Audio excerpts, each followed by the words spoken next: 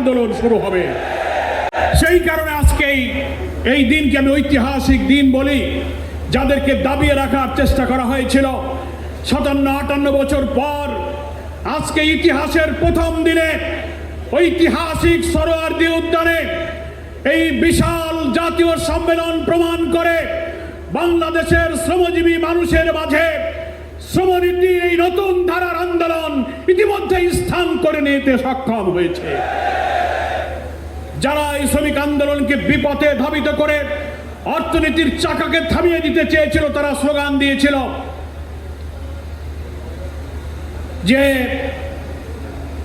মালিক আর শ্রমিকের মধ্যে শত্রুতা তৈরি করার জন্য শ্রেণী সংগ্রাম পৃথিবীর ইতিহাস, ক্লাস স্ট্রাগলকে তারা পৃথিবীর ইতিহাস বলেছিল।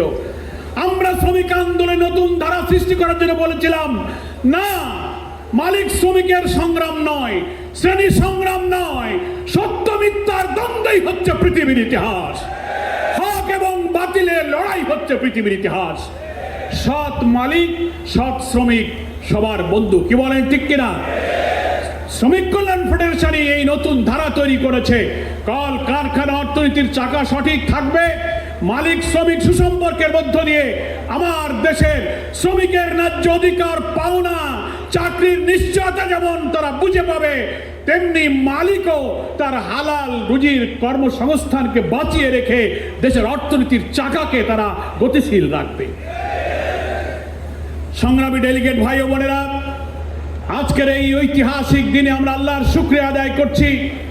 অনেক প্রতিবন্ধকতা বাড়িয়ে শ্রমিক কল্যাণ ফেডারেশন ঐতিহাসিক সম্মেলনকে আগামী অতি অল্প সময়ের মধ্যে বাংলাদেশের প্রত্যেকটি ট্রেডে, প্রত্যেকটি পেশায়, কলে কারখানায়, বন্দরে, রেল, বিদ্যুৎ, গুরুত্বপূর্ণ সেক্টর, পাট, সুতাকল, দিনমজুর, খেটে খাওয়া, পরিবহন, যেখানেই শ্রমিক সেখানেই শ্রমিক কল্যাণের ট্রেড ইউনিয়ন আন্দোলন শুরু হবে।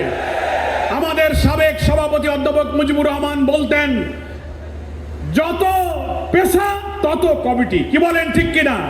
যেখানেই পেশা থাকবে সেখানেই শ্রমিক কল্যাণের কমিটি হবে। আর বেশি দূরে নয়, বিগত ত্রয়োদশ জাতীয় সংসদ নির্বাচনে মহান আল্লাহ তাআলা বাতিলের অনেক ষড়যন্ত্র মোকাবেলা করে যতটুকু সম্মান মর্যাদা ইসলামী আন্দোলনকে দিয়েছেন, বিপুল পরিমাণ জাতীয় সংসদ সদস্যদেরকে নিয়ে আমাদের প্রিয় আমিরে জামাত বাংলাদেশের পার্লামেন্টে বিরোধী দলের নেতৃত্ব দিচ্ছেন। আলহামদুলিল্লাহ। শ্রমিক আন্দোলনে আমরা প্রত্যেকটি ট্রেড ইউনিয়ন আন্দোলনের ক্ষেত্রগুলোতে আমরাও বিজয়ী হয়ে এই দেশের শ্রম সেক্টরকে আমরা ইনশাআল্লাহ বিজয়ী হব। আজকে 1000-এর উপরে ট্রেড ইউনিয়ন আজকে শ্রমিক কল্যাণ ফেডারেশন অন্তর্ভুক্ত হয়েছে। এখন অনেক পেশা, অনেক ট্রেড বাকি আছে।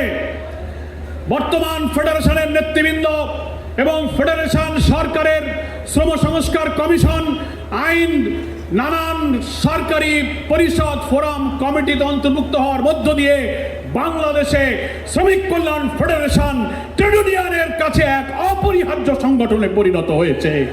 আমার বক্তব্য আর না বাড়িয়ে আমাদের প্রধান অতিথির বক্তব্য জাতির এই ক্রান্তি লগ্নে খুবই গুরুত্বপূর্ণ।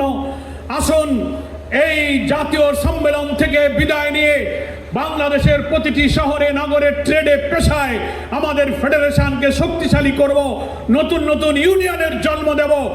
কর্মক্ষেত্রে পেশাগত দক্ষতা, নৈতিক জাগতিক গুণাবলী অর্জন করে শ্রমনীতির সংগ্রাম যে ইসলামী বিপ্লবের সংগ্রাম থেকে অবিচ্ছিন্ন এক এবং অভিন্ন সংগ্রাম, সেই কারণে সমাজ বিপ্লবের দক্ষ যোগ্য কর্মী হিসেবে আমরা শ্রমিক ময়দানকে গড়ে তুলব।